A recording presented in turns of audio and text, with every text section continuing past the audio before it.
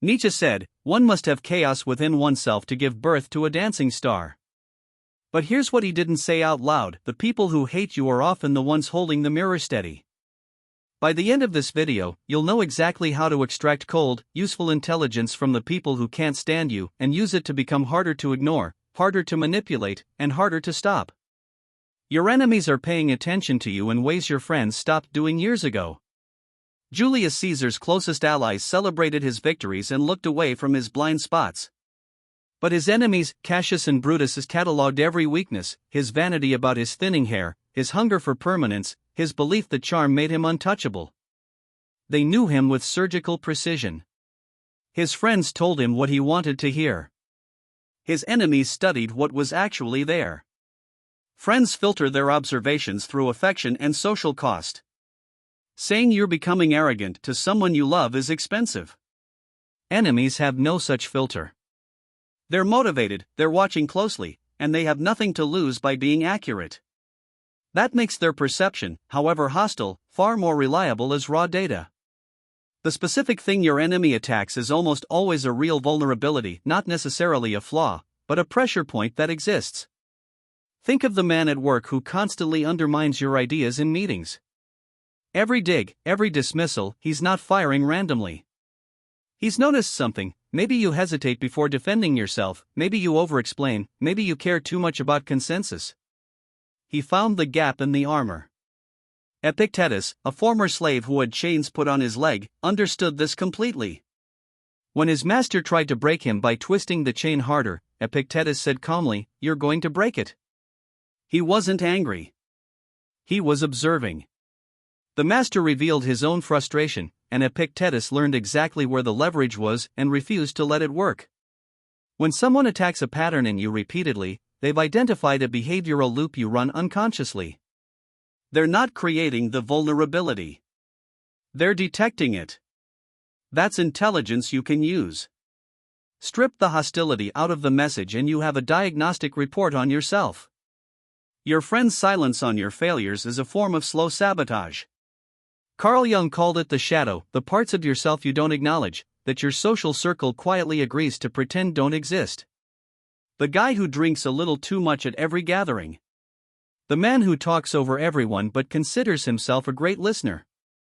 His friends laugh along. They smooth it over. They protect the relationship at the cost of his growth. His enemy, the colleague who despises him, the ex who finally said what she actually thought, those people name it. Bluntly. Brutally. But accurately. Social bonds run on reciprocal comfort. Your friends need you to stay manageable, stable, and non-threatening to the dynamic. That means they unconsciously suppress feedback that would disturb the equilibrium. Enemies have no investment in your comfort. So they report what they see, and what they see is often what you've been carefully avoiding.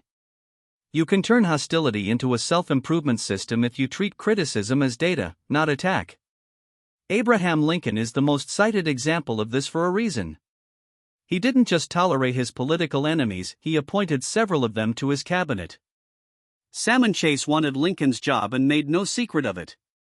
Lincoln kept him anyway, as Treasury Secretary, because Chase was brilliant and Lincoln needed the best intelligence on his own administration's weaknesses from the inside.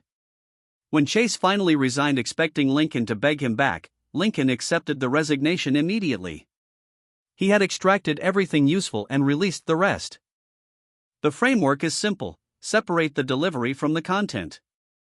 Someone screaming at you with rage in their voice is still transmitting information. Ask yourself, if I strip out the emotion and the malice, what is the factual claim being made about my behavior?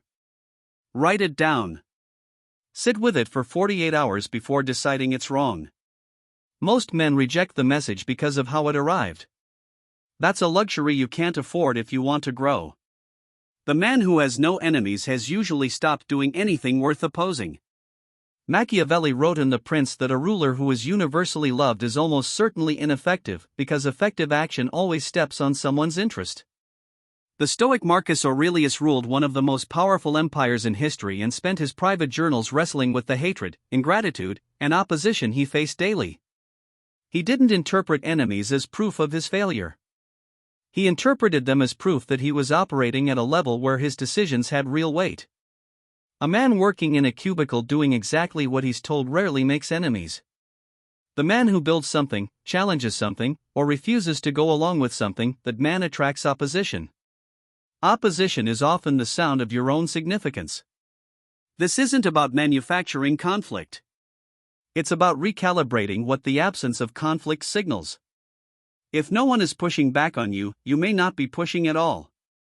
Use the presence of genuine enemies as a rough barometer that you're in the game at a level that matters. 3 things to take from this. First, your enemies are watching you without the social filter your friends apply, which makes their observations, however hostile, often the most accurate raw data available on your blind spots. Second, the specific pattern they attack is almost always real. Strip the malice, keep the information, and treat it as a free diagnostic. Third, the absence of enemies isn't peace, it's often stagnation. The men who changed things always had people who wanted to stop them. Your opposition is part of your signal that you're moving at a weight that matters. If this resonated with you, if you've been sitting on feedback from someone who despises you and you're ready to actually use it, subscribe. We drop one of these every Tuesday and Friday. No motivation speeches, no vague advice. Just the kind of thinking that actually holds up when things get hard.